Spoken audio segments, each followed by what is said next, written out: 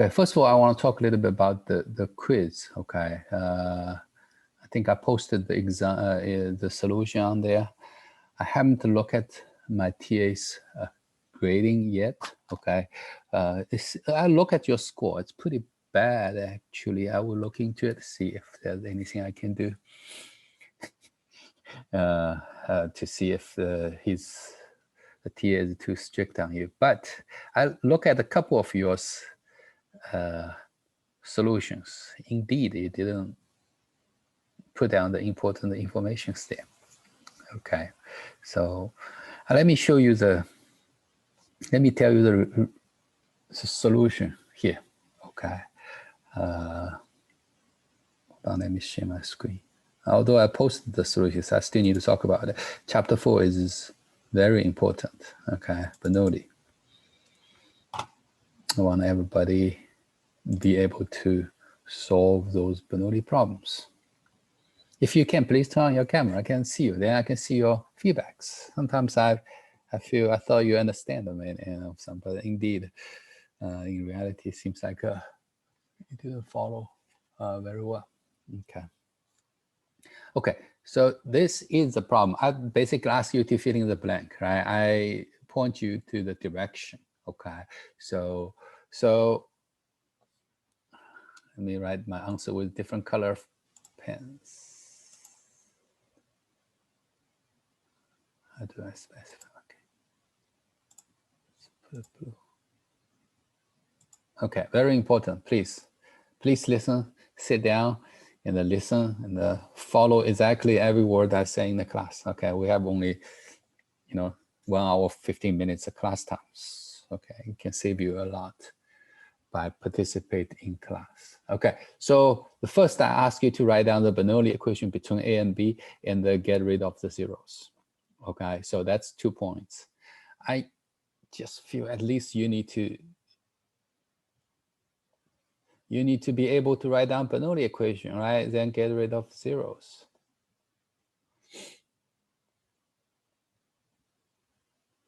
If you score less than 2 points, then it is really not acceptable.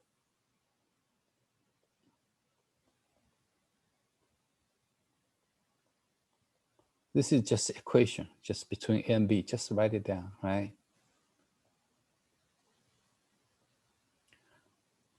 And the only thing is, what are the zeros? Okay, this equation, I guess everybody can write. I think you get at least 1 point. We'll just write down this equation, even get the wrong zeros. I think there's only anything zeros here. See, A is here. B is here. There's only 1 zero term here.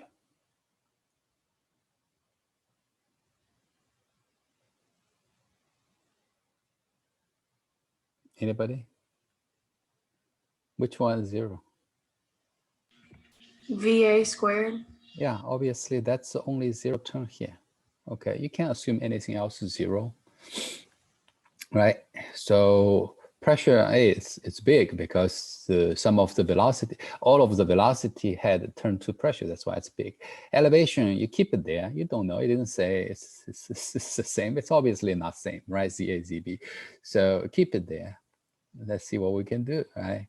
The VB, of course, it can tell you VB is 1.1 times V infinite, okay? So if you can find out VB, you basically find out V infinite. So it's this VB is our unknown, right? It's good, okay? It should be in there. Okay, that's the 2 points. Basically, if you write down this, you get 2 points, okay? And the next step is the biggest, 2 plus 2, 4 points here. I told you to convert A to C and the B to D. Okay. Between A and C and between B and D, are they hydrostatics? Okay, they're hydrostatics, right? That's I think I've emphasized like 10 times. In manometer, they are hydrostatics. Okay, hydrostatic principle satisfying between A and C and between B and D. Then this is a I challenge you the concept. What is the hydrostatic principle? Hydrostatic principle means PA over gamma plus ZA equals to PC over gamma plus ZC. Basically, the piezometric head is the same in the hydrostatic region. Okay, piezometric heads are the same, right? Is that the hydrostatic principle?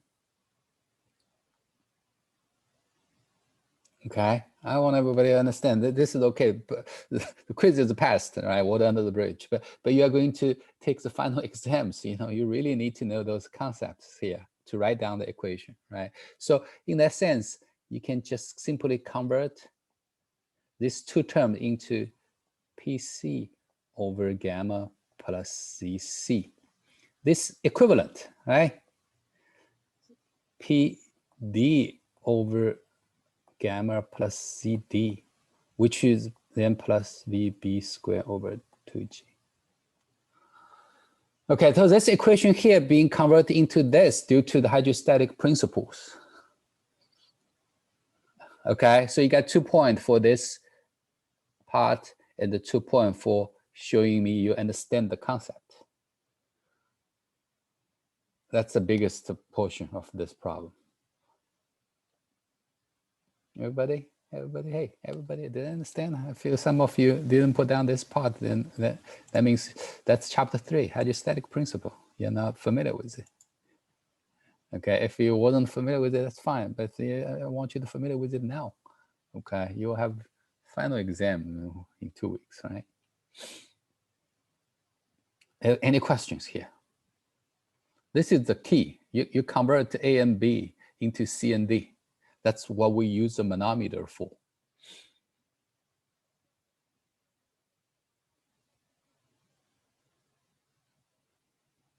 Okay.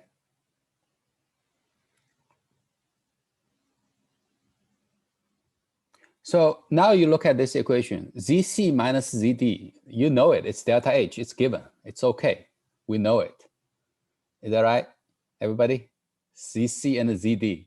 See, you have a difference between ZC and ZD, which is delta H. Just be careful with the sign, depend on which one to minus which. If you minus ZC minus ZD, then it's negative 7 millimeter. Okay, if you do ZD minus ZC, then will be positive 7 millimeter, just be careful. So in this equation, now we're looking at the new equation. Only thing we need to find out is actually PC minus PD. Do you agree? Everybody? Do you agree? Is that right? ZC minus ZD, you know, right? So your goal is to find out the VB, right? Velocity. So you need to know everything in this equation, everything else in this equation. So your only goal is to find out what is PC minus PD. Okay, so PC minus PD is what?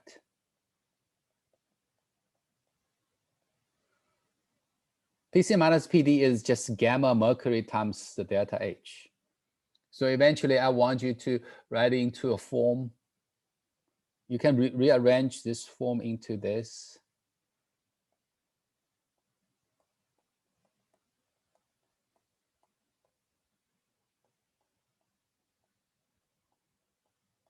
I give 2 points for 2 steps. One is rearrange this, then you substitute PC minus PD equals to gamma mercury times delta H. Okay, I'll give you more points for the steps. Okay, some of you show some steps. So these two together was 2 points. But my point is you need to know what is PC minus PD. What is the pressure difference between the two mercury levels? Okay. Hey guys, you remember this? I think you do need to practice. If you're not familiar with this in the quiz like this, you really need to practice. Okay, that means you don't understand, don't remember, not understand, you don't remember those things, how to apply those principles. If you're not remembering it, that means you need to practice. You know, you remember if you played the sports before, the coach always said muscle memory. whatever you play, like a tennis, baseball, you know, and football, basketball, how to shoot the ball in the basket. It's muscle memory. Okay. So how do you get the muscle memory? Just by practicing. Okay. That's the only way. Okay. Same thing here. Basically, your muscle memory is in your brain, you know, brain memory. So you need to practice some problems. Okay. I have plenty of homework problem assigned. So practice some and try to every time you see a similar problem, the equation will spit to you. Okay. That makes sense, everybody? I will need some feedback from you. Is that good? So based on that, you can actually calculate PC minus PD. Basically, it's gamma mercury is given. Okay, so 13.6 times 9800, right? Times delta H, 0.007 meter. Okay, so that's PC minus PD. ZC minus ZD is -7 millimeter. You should be able to calculate your velocity, B.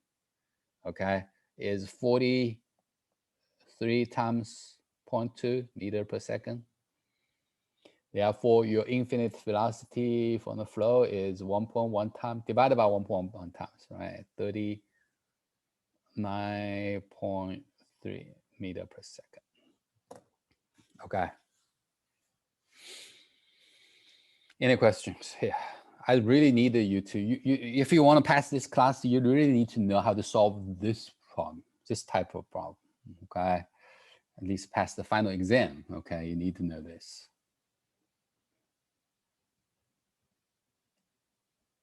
Any question during this process? Can you remember this process? I think I always want you to remember stuff, you know. You probably need to. Okay. Muscle memory is just basically remember stuff. Okay.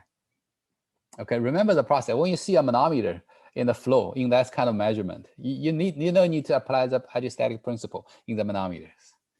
And in the flow, you apply the Bernoulli. Bernoulli is longer, right? You have more terms. So we'll have more velocity terms, right? In Bernoulli. Then part of the Bernoulli equation can be actually converted into manometer using the hydrostatic principle. So you can changing points. Okay. Use the information from the CND to calculate the flow information. Okay. Any question? I really can answer your questions here if you have any. Anything not clear to you? Which gamma are you dividing PC minus PD with? Oh, I didn't say it must be the air, right? It's okay, that's what I was thinking. Yeah, between air A and C, there's still air. So that must be the gamma of air. Okay, that's the main flow gamma. Okay, when it's mercury, I say gamma mercury, right? That's a manometer gamma. Two gammas here. Right, it must be the gamma, the property between the 2 points. Now you're looking at the A and C. Between A and C, of course, is still the air. So it's a gamma of air. Okay. Professor, so when you said that you was gonna go look back and look at the quizzes, What would you say? Please repeat again. It's not very clear. Can you hear me? Yeah, now I can hear you. What I was saying was you said, earlier in the class that you were gonna go back and look at the quizzes. Are you gonna look at a select few, or are you just gonna look at everybody did it? You mean this quiz? Yes. You mean I will go back to look at it, right? Yeah, I will go back look at the grading. You know, usually I always look at the what my TA grade, your quiz. I will check it. Okay. If you have a question, just let me know. Email me. I will forward to my TA. But I will also check to see if he graded according to what I asked him to do. Okay. All right. Yeah. I will take a look after class. Okay. So here the grading is very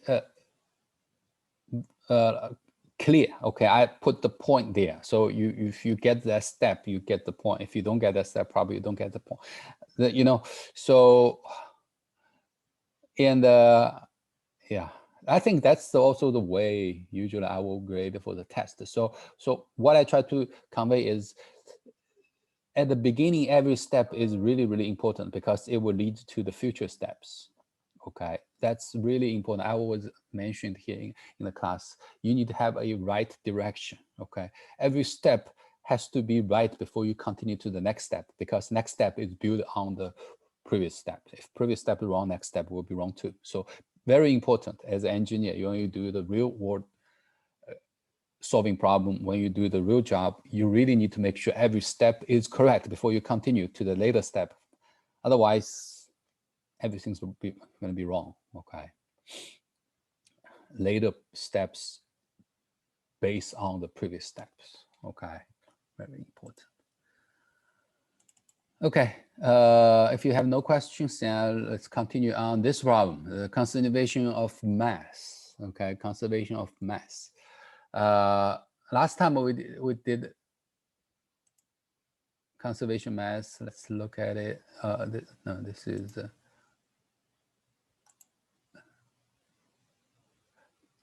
I think we did a simpler example here, right? Previous one. Okay, it's just ask you to calculate that the inlet and the outlet, ask you to calculate the accumulation rate or depletion rate, right? It turned out to be this inlet is greater than the outlet, then it's accumulating. Okay, so that's the conservation of mass. Okay, do you still remember? It's last Thursday.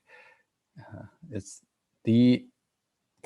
okay, why am this looks so big?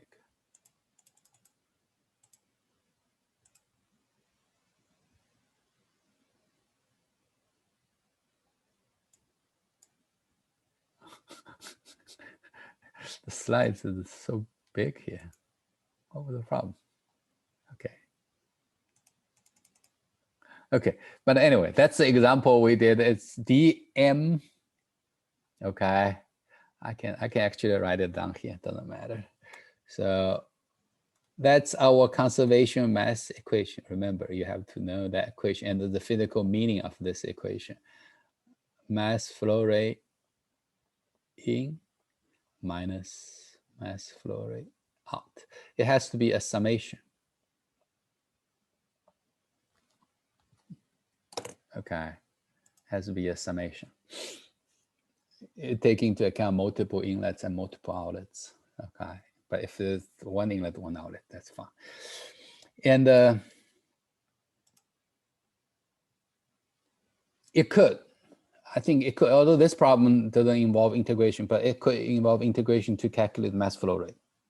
Okay, be aware of that. Okay, depending on the velocity is uniform or not on the cross section of the inlet and on the cross section of the outlet. If it's uniform, you don't need to do integration, mass flow rate. But it's non-uniform, you need an integration. Remember this is the bottom line you need to know. Okay.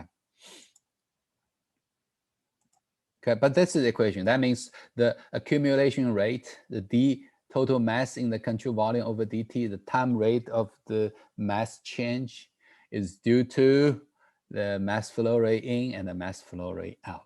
Okay, if mass flow rate in is greater than mass flow rate out, and it's accumulating, the dmcv over dt will be a positive value, so it would increase by time. Okay. Is that good, everybody? Conceptual-wise, okay. Conservation mass, it's pretty easy to understand. So, but you need to know the control volume, the volume of interest. Okay, what volume you're interested. Okay, so you have to define that before you actually do the calculation, before you actually apply the conservation mass. Okay, so in this problem, let's look at our problem now. This is the tank. We have an outlet. Okay, we know the outlet speed is square root of 2gh, okay, from the Bernoulli, right? H is the height of the volume of the tank. So the H changes. When the water level drops, the H changes, okay? Okay, so it's not a constant outlet. but it's a uniform velocity outlet. It's not a constant in terms of time. Be careful. I think we talk about this a lot in the beginning of the semester.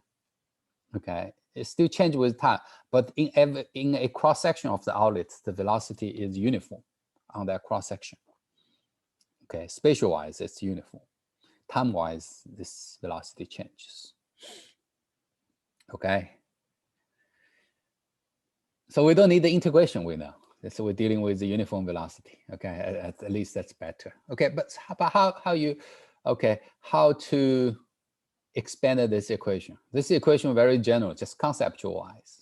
So what is the total mass in the control volume in our tank? Okay, so we need to expand it for some calculation. So how do you construct the MCV? You have the diameter, you have the height of the tank, okay? So what is the total mass in terms of, let's say, H, the height of the water level? If I give you an H, a height of water level in the tank, can you calculate the total mass? Can you give me an equation or expression for the total mass of this tank? If I give you letter H, let's say that's for any given H.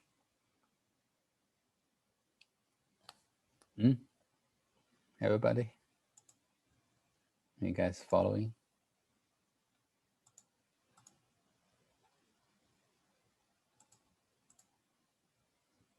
You didn't show my camera. You didn't turn on the camera. Many of you, so I don't know what you feel. I don't see you. Okay, I only see a couple of you. So give me some feedback. Is that good? What is the mass, total mass? How do you calculate? Do you know how to calculate the mass in terms of volume?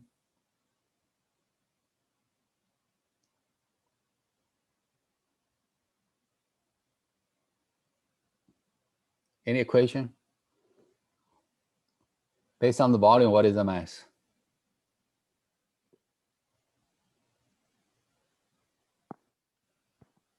Give me an equation. If I know volume, let's say, what's the other term it will be? What times volume is mass? Volume times density. That's right. Everybody agree?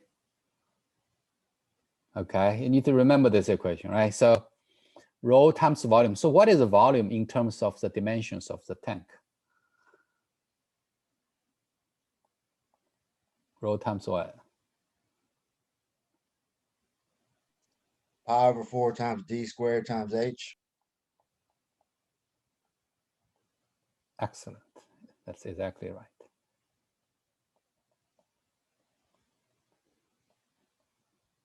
Okay, so we expanded this term in the left-hand side of the conservation of mass equation. Okay, is that right? See, my H is there, my unknown, the H changes. You know, eventually you're gonna have a time integration, right? The H changes from 2 meter to 0.5 meter. How long it will take? I don't see the time yet. All time is in dt. When you take integration of time, dt, t will be there, okay? The other range is H, because H has a range 0.5, 2 meter to 0.5 meter. So H must be there, must be in the integration. Okay, so right-hand side, two terms in the right-hand side. Which term is 0? Mass n. Mass flow rate n is 0. Okay, so you have only one term. You don't need have a summation. You have only one outlet. So what is the expression for mass flow rate out?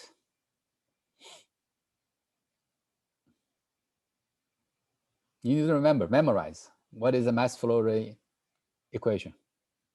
It is the uniform velocity, so you don't need the integration for mass flow rate. So what is the expression? Memorize it. After this class, you have to memorize what is the flow rate, what is those things, velocity, acceleration, those things. You have to. What is the Bernoulli equation, Euler equation? Those things you really need to memorize it. Otherwise, that's really not gonna work. Okay.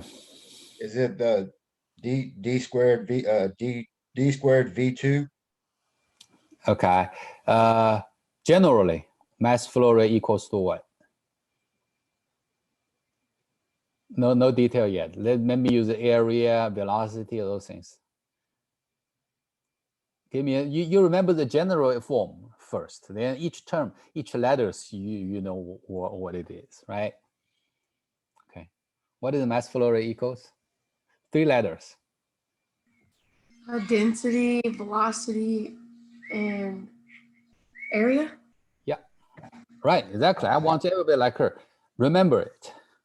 Okay. Otherwise, you have too many things to look into the book to find when you solve a problem. It get you very quickly, get you frustrated. Too difficult. I don't remember anything. That's if you memorize everything, you spit it out immediately. Then less frustration. Okay, that's a trick. You know, maybe the other teacher didn't tell you, but that's the trick. You need to be happy when you solve engineering problems. No frustrations. You're too much frustration, not gonna work. Okay, the only thing make you less frustration is you memorize those equations. Okay, so rho, negative rho v. Do I have a v written on this paper? Expression for the v at the outlet. Did I already write down here? Square root 2GH. 2GH. Okay, now it's the area. Area, you already said it, right? Quarter pi and the lowercase d square, right? There are 2 d's here in this problem. Capital D is the diameter of the tank, lower d, guess d is diameter of the pipe. Okay, you already get some points by writing down the conservation mass equation, by writing, if you can expand it well, definitely you get some points. Okay. That makes sense? Everybody? After you expand it, then what's the next step? You rearrange it, right? Get rid of the things. Some letter you can cancel. Okay. You can cancel many things in there. Although it looks long, after some cancellation, they become shorter equations. Okay. What can be canceled? Density. See? Density and pi over 4. Pi over 4 can be canceled. Okay. Now, I think I would like to keep the rest of them, right? Okay. So let me write one more line with simplified equation.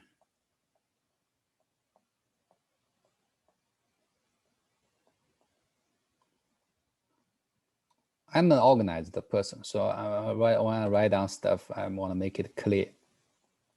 And it helped me to solve the next step. Okay? So it's a little bit, we'll clean up a little bit. It's look a little bit nicer. Okay? So now this is the differential equation, right? It's a differential equation, ordinary differential equation. You need to know how to solve it, right? You have 2 unknowns here. Don't put in the number yet. G or D's you have it, right? 10 centimeter and 1, you know you have it, but the only thing unknown here is the H. Okay, and there's a T, D over dt, right? It is in the derivative, so you have to solve the integration.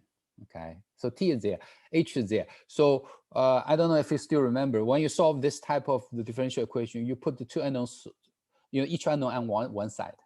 So H on one side, T on the other side. Then you can integrate the H and integrate the T. Is that right?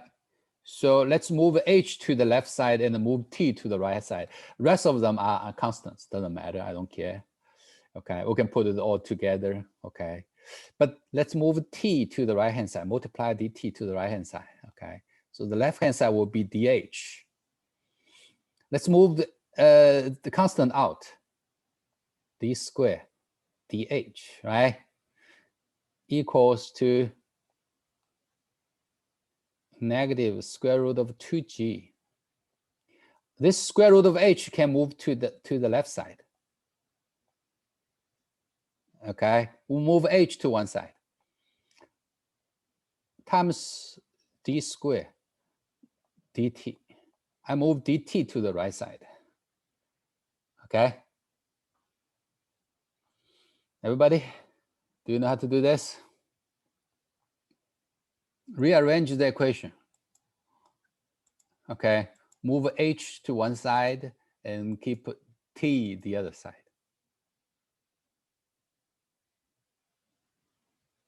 Everybody? Definitely fluid mechanics need a lot of mass. Okay, you really need to. That's why it pre-required Cal 3. Okay. So H here, D here, the constants. So you wanna put the constant on one side so that you can do calculation a little bit easier. I divided by D squared, this become 1. Okay, so this whole thing is constant. Okay, the whole thing is constant. There's a value. It doesn't matter. Don't worry.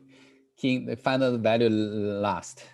Okay, so left side is just square root of 1 over square root of h dh. So now we can take integration, both sides.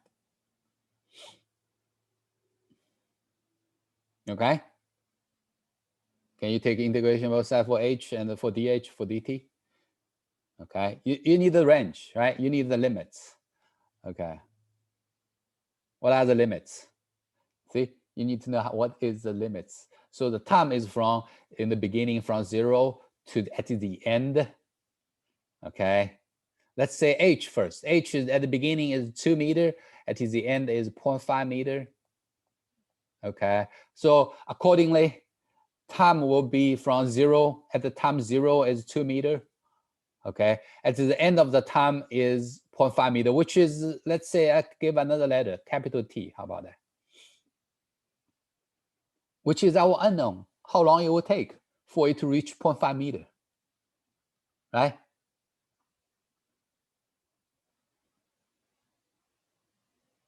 Is that right? Give me some feedback. Any questions here? You probably need to solve a question like this in the exam. So if you have questions right now, ask. I can help you.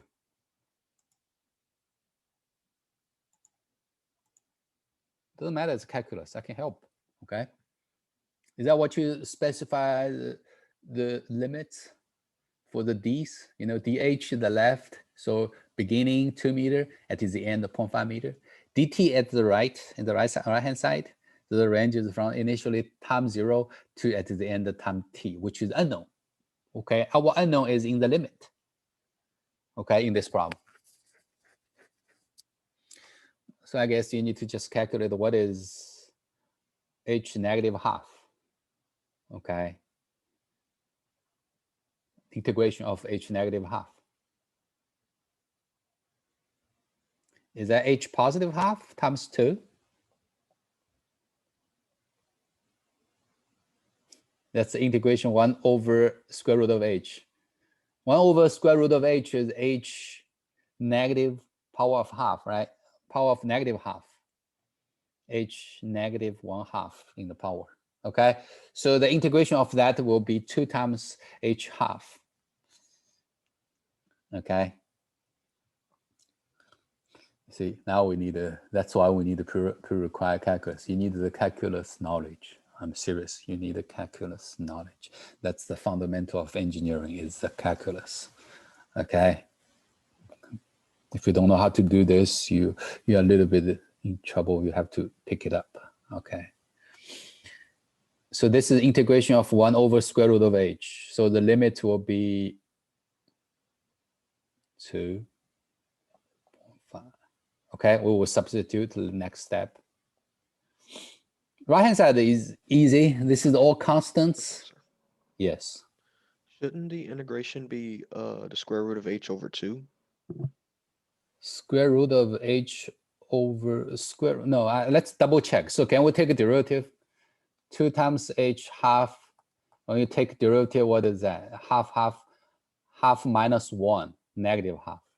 I think that's correct, right? This is square root of h2 because you have times half when you take a derivative.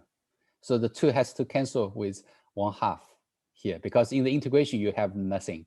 It's 1 as the coefficient. Is that right? Everybody? Any of you? Check with me. If I'm wrong, I'm wrong. Possible. I'm not reading the book. I have the book next to me, just I don't want to open it. I just want to, just like you, to solve the problem. What do we do, right? Is that right, everybody? Is that Daniel? You asked the question, right? No, that was me. Oh, hold on, I can't see everybody here. Okay, but anyway, let's see. Is that right? It is 2 times h square root of h. Okay. If you take derivative, half times 2 become 1. Half minus 1 become h to the negative 1/2. Okay. So right hand side is easy. Everything is constant value. I don't even bother to calculate here. D square over D square will be 1 over 100, right? Then just 1 dt. Integration of 1 dt, everybody know. It's just t, 0 to t. Okay. Do you know how to substitute the values in this? Can I use? Let me just erase some part here. I want to stay on the same page. Last line. Don't want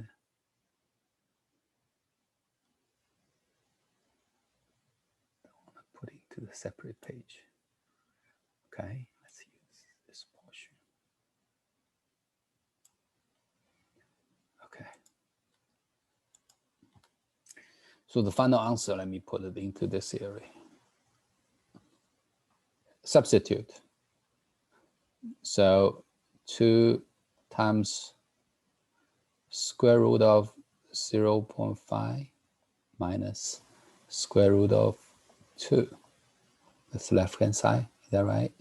Equals to negative square root of 2g over d square over d squared. T minus 0. Okay.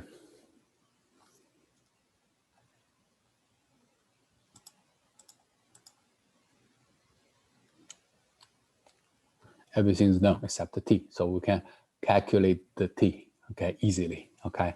Do some calculation for me. What is the t value? Now I can let me look into my book. Okay, I think I have the final answer for the t in the book. Any questions here? I guess this is the important problem, I feel.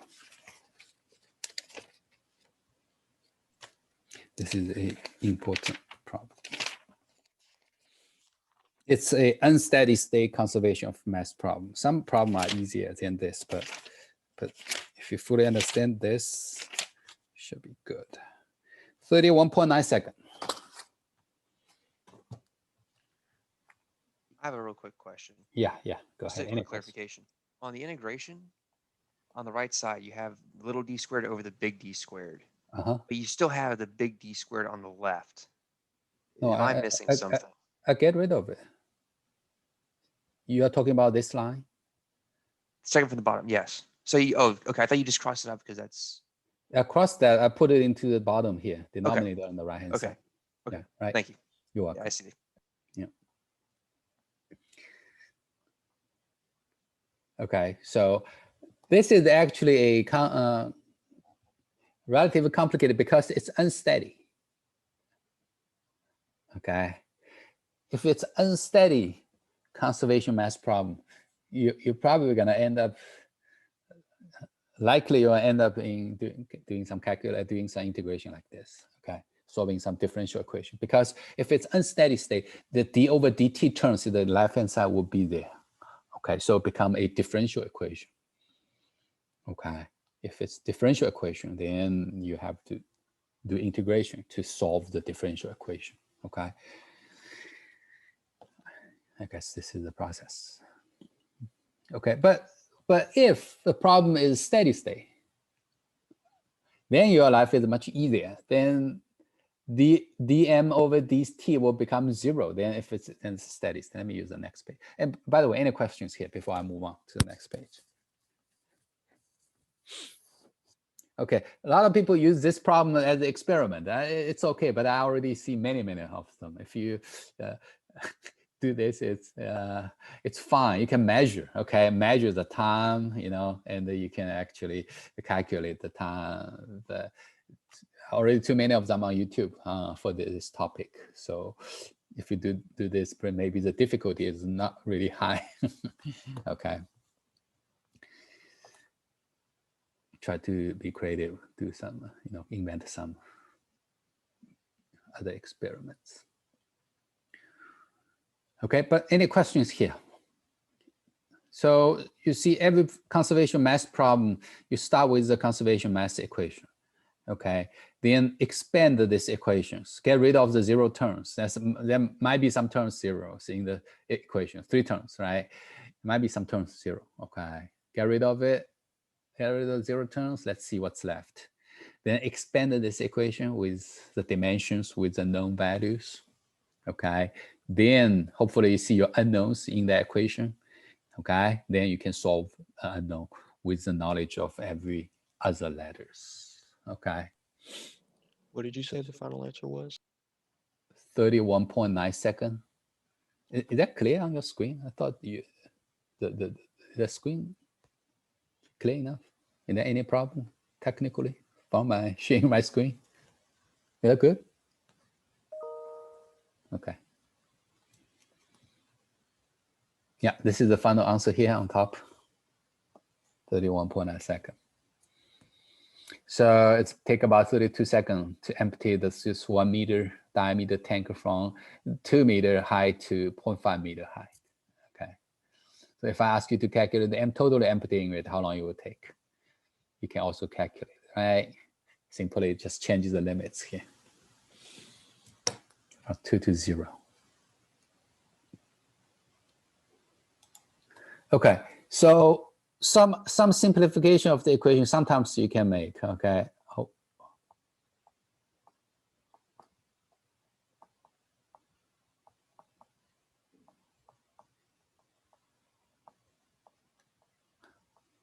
Okay, so if it's a steady state,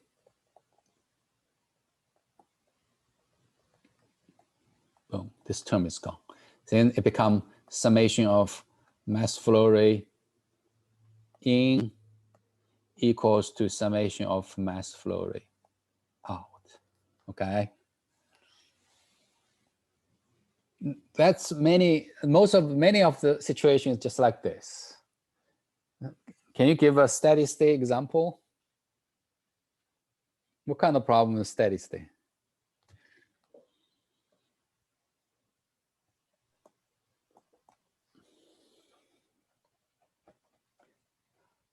Let's say if we have a portion of pipe,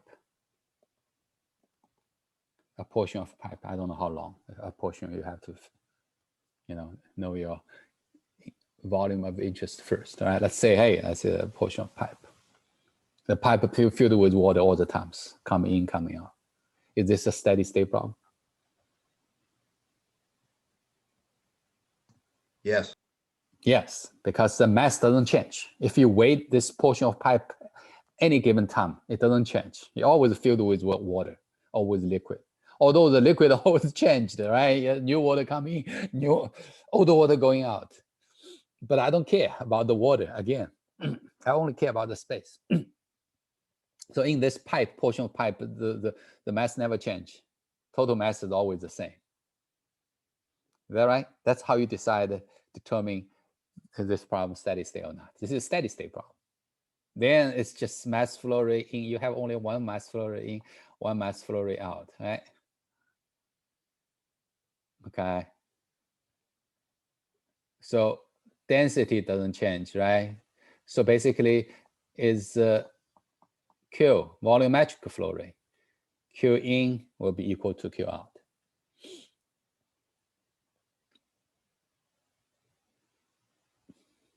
That's how I always say in the previous chapter, we always also talk about the flow rate is the same. Okay, in the pipe, the flow rate has to be the same. Okay, if you check one portion, what's that flow rate? If that's just one pipe, you check other portion, other cross section, the flow rate is also the same.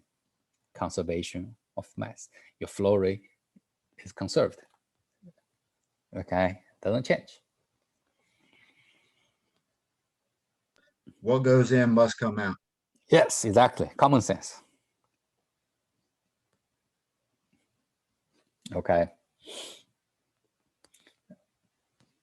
The science here proves the common sense, basically, right, Josh?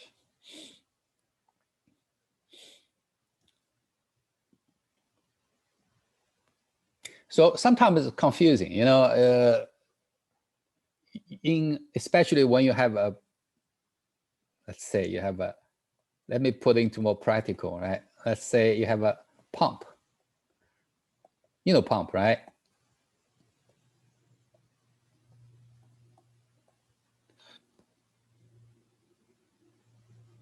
Okay. The pump is suction speed and the discharge speed, which one is higher?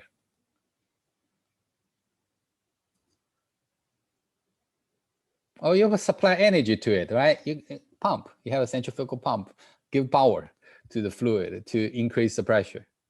Is that right? Here, did you say, can you repeat that question? Yeah, you know, after you're putting a pump there, you know, the speed increased, right, in the discharge. So comparing the discharge speed and the suction speed, which one is higher? Wouldn't that depend on the diameter of the outlet? Well, it's same diameter. The pipe, just same pipe in the suction and in the discharge. You're suddenly putting a pump, not suddenly, you're putting a pump there, you increase the pressure. Pressure do increase, right, after the pump, okay? And the pressure increased, the velocity seems like going very fast velocity now. But the suction will have the same velocity as the discharge? It would have to if they're the same diameter. They will have the same diameter. How many discharge velocity will be, the suction velocity will also be increased. Suck more, right? Okay, so that's also conservation mass. Doesn't matter you're putting energy or not. You put actually you put energy from the pump, right? The energy is greater after the pump and comparing to before the pump, but the velocity is the same. Okay, your pressure increased between discharge and the suction, but your velocity is the same high velocity. Okay. That's because of the conservation of mass.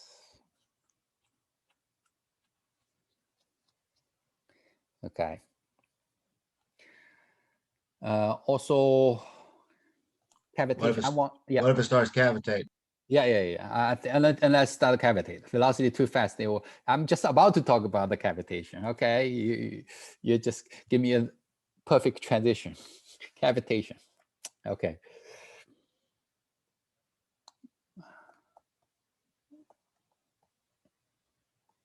Cavitation. Okay, I want to talk a little bit about it. Cavitation. What causes cavitation? Okay, I have a contraction like this.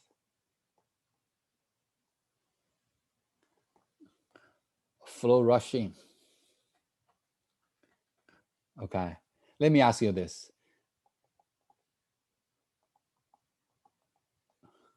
Is Q in equal to Q out still in this case?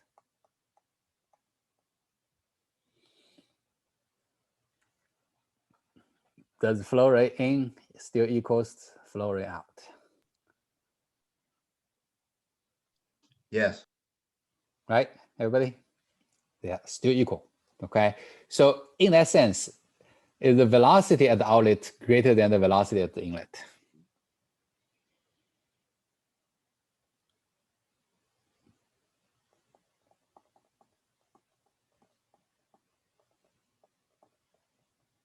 Okay, do you still remember this equation? Flow rate equation.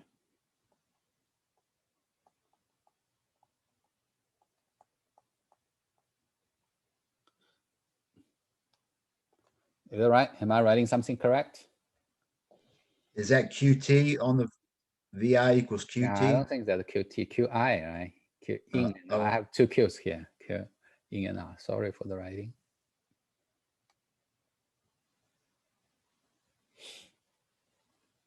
QI and the AI. Is that right?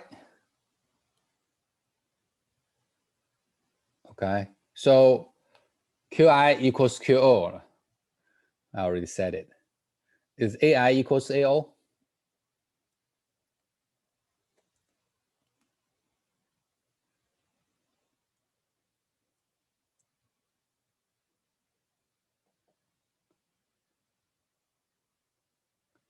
Yes, A is the cross-sectional area of the inlet.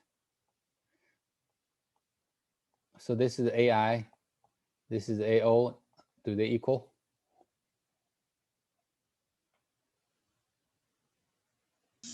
No. No, obviously AI is bigger, okay? So it's a contraction, right? So AI is bigger, so velocity, which one's bigger? AO. VO, that's what you want to Yeah, say. yeah. VO is great, okay? So in this problem, because of the conservation mass, it's steady state conservation mass. Okay, they're equal, the greater. So velocity increases when they rush into a narrow area, smaller area of the pipe. Okay, so velocity increases. Okay, so what happened to pressure? Decrease. Pressure decreases. Do you agree, everybody? It's Bernoulli. Okay, velocity increases, pressure will decrease. So the pressure start to decrease on those locations. Pressure here will be much smaller. Is that against your common understanding? Seems like your pressure will increase. You flow rushing. What the heck? Pressure actually decreases. Okay.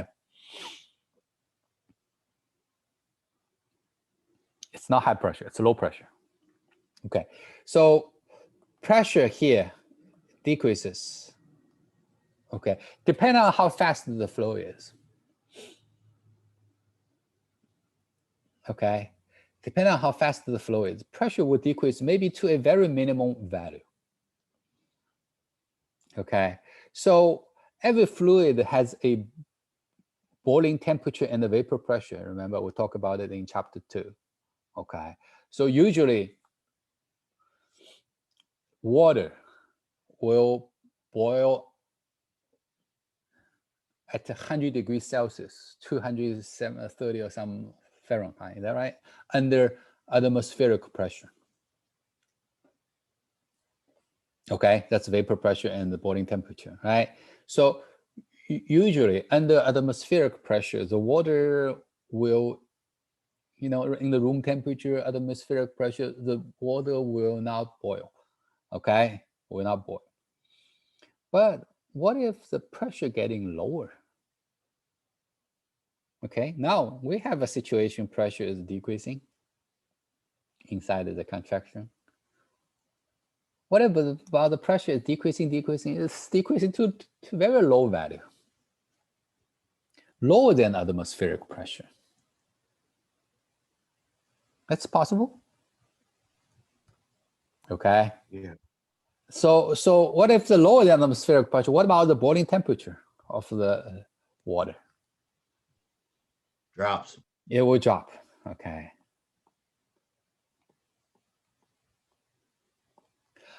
Boiling temperature will drop. It may be another 100 degrees Celsius. It becomes 35 degrees Celsius.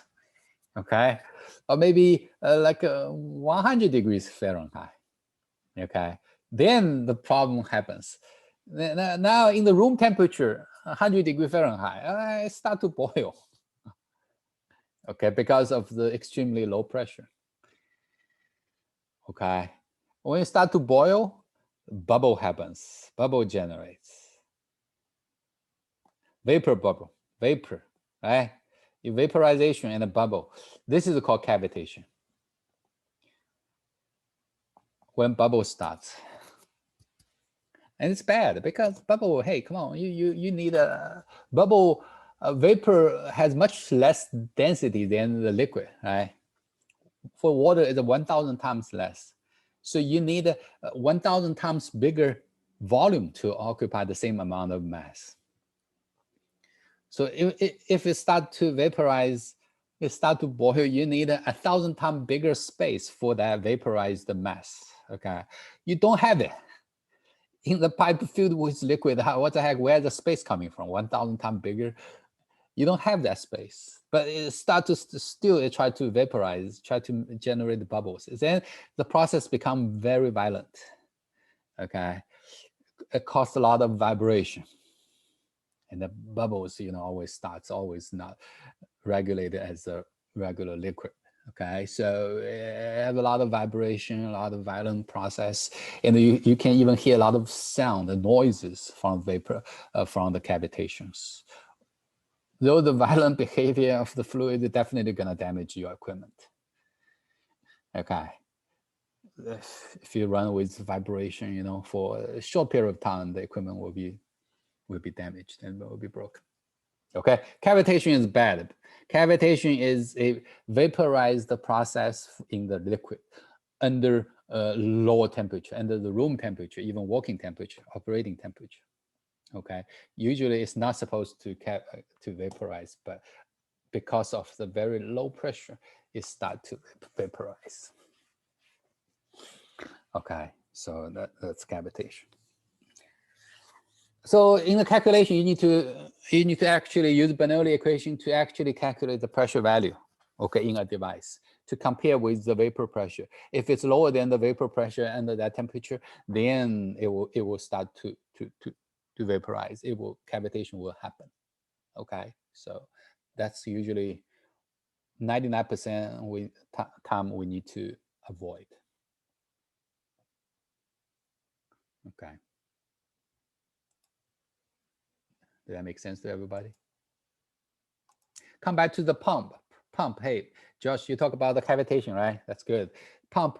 Where does the cavitation happens in the system? Pump system like this, in the suction or in the discharge? The suction.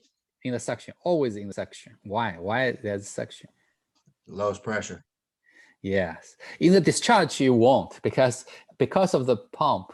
You add pressure to the fluid, right? The discharge always has high pressure. So with high pressure, nothing gonna happen. It's good. But in the suction, if the velocity is too high,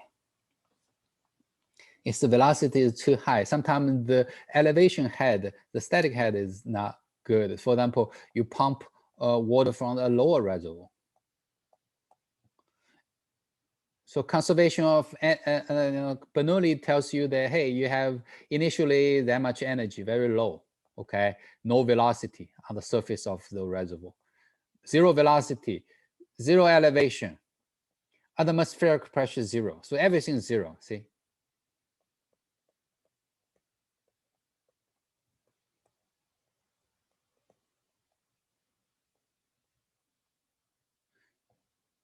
Here, 2. Sections 2 will be P2 plus gamma Z2 plus half rho V2 squared. 1 is on the surface of the lower reservoir. So everything is 0 here, right? 0, 0, 0. Is that right?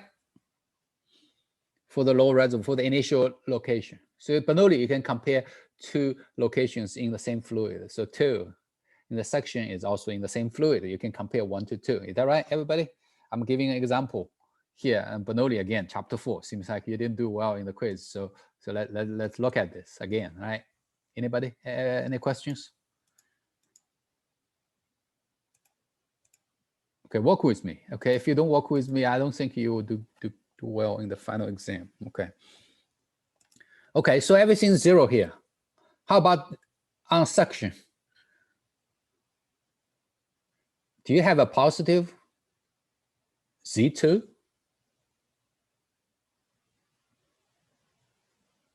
Huh, guys? Z1? If we said Z1 is 0, so Z2 is higher, right? So they have to equal. Okay, I have a positive Z2. How about my velocity? You have a greater velocity, positive velocity. Okay, what happened to your P2? Negative. It would be very negative. Depend on how fast your V2 is. Your V2, see, notice the V2 is square. Velocity head is always square. If you have a high velocity, take a square, it will be even bigger. Okay, so P2 will be very negative. That's why cavitation could happen on the suction if the P2 is too low. So compare that P2 to the vapor pressure. Okay, if it's close to the vapor pressure, maybe you're in danger. If lower than vapor pressure, then cavitation will happen. Okay, that's why in the pump industry, they have the NPSH, net positive suction head. They need to force you to have a positive suction head, okay, greater than the vapor pressure head, okay? Otherwise, it's you know, cavitation could happen, which is really bad to the pump. Okay, does that make sense, cavitation, everybody? That's a very important topic, you know, industry application, right?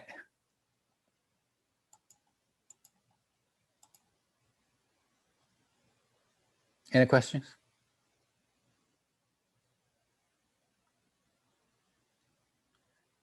Is that clear enough? Again, see, in my class, I always want to apply the equation to solve a realistic problem. You need to build this habit, okay? Don't just think what's supposed to happen. No, you know, the problem is too complicated for you to figure out just in your brain from common sense sometimes, okay? Let's equation. First thing that's why I want you to design experiment to verify theory. You have a practical application, practical problem, put down the equation for it. And look at the equation. Let the equation tell you what will happen. Okay, that's the engineering way. Okay. To avoid you making mistake to making wrong determination. To avoid that. Okay, to check with the equation. So in this problem between 1 and 2, obviously it's a Bernoulli that will tell the story, because pressure is in the Bernoulli equation. It will tell you what pressure is bigger or smaller.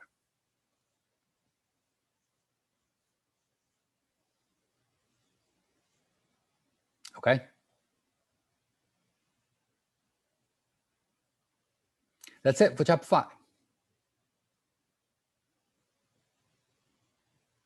Okay.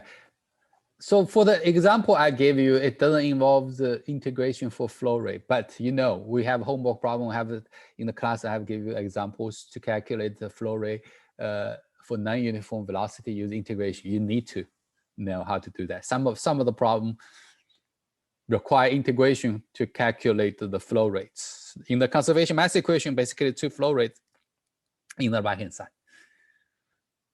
Okay.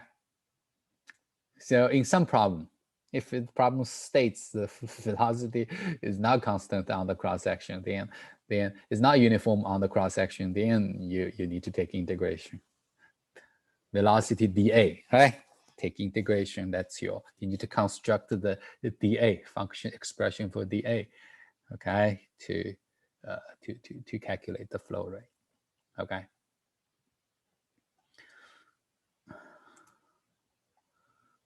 Okay, I guess if you don't have any question, let's move on to chapter 6. Conservation of momentum. Chapter 5, homework problem, I think I assigned plenty. Okay, please practice. You really need to practice. From looking at your quiz performance, I think you probably need a lot of practice. Okay, so it's not going to be well for the final. It's 40%. It's a really, really big chunk of your grade. Okay, so conservation momentum. So what is the conservation momentum for? I just want to, every time we talk about conservation momentum, we just want to, you think about the example, you know, somebody drive a car and hit a tree. Then what happened to the driver? It could kill the driver. It could damage, it hurts the driver, at least injure the driver. Right? So what really injured the driver? It's a force. Okay, everything directly cause damage is a force. But where the force coming from when the car hitting a tree?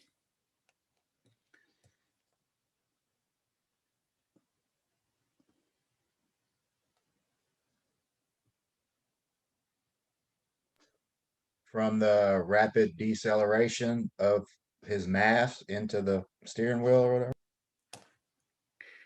It's just from, hey, do you remember, I think you're right. You're 90% right for that sentence. It's nothing to do with the, it's something to do with the mass, but the mass doesn't change in the process. F equal to ma, right? Is the conservation momentum general, very, very general form, basically is Newton's second law, right? So it is F equal to ma, right?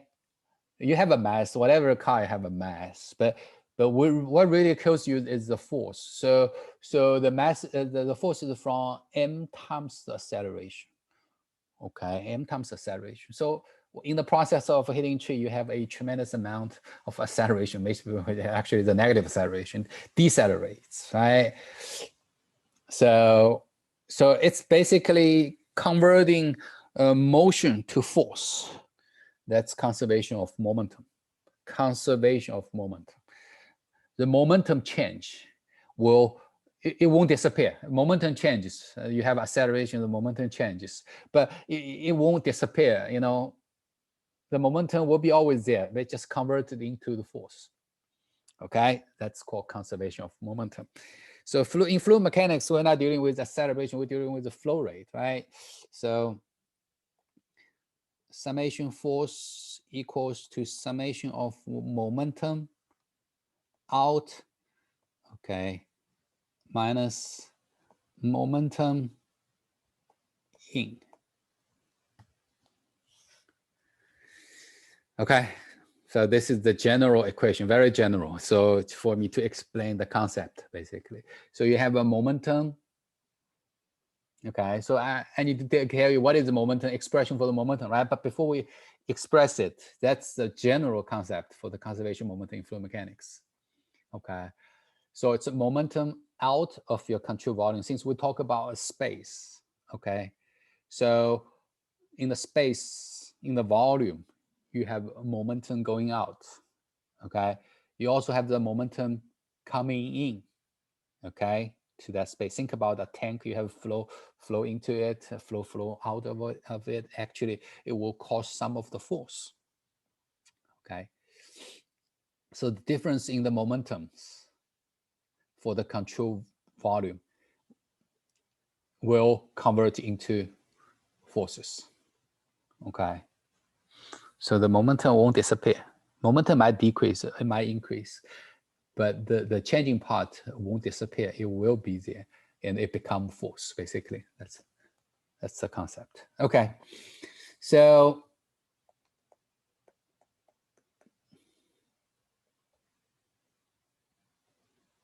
it's just mass flow rate times velocity. Okay, that's momentum in fluid mechanics. Mass flow rate in times velocity. Look at the unit. What is the mass flow rate? The unit. Kilogram per second. Okay. What is the velocity?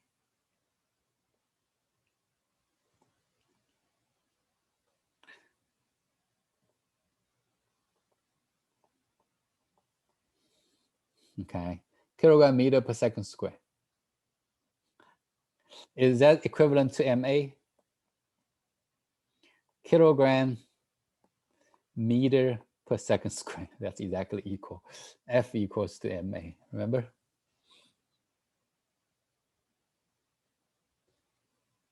Okay, so basically m dot times velocity is equivalent to m times acceleration. Okay, so it is the expression in fluid mechanics how we describe the momentum. M dot, okay, m dot is not m. M dot is mass flow rate. Okay, m dot times velocity.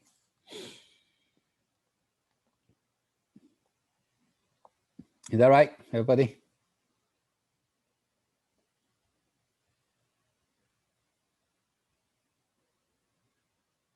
Okay, so this is the general equation. I don't have time to do an example.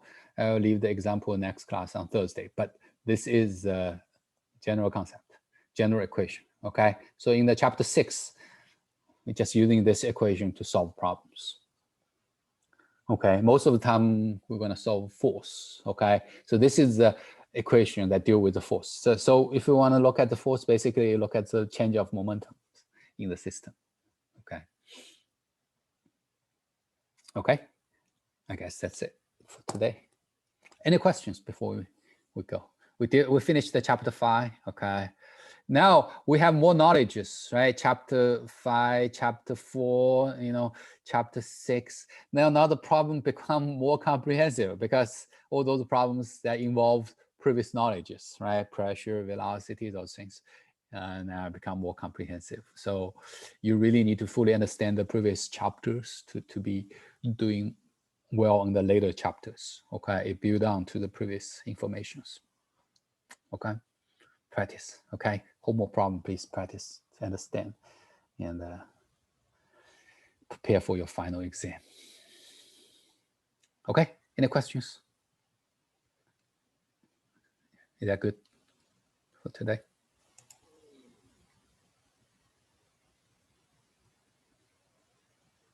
Okay, so have a good rest of the day. Okay, see you next time.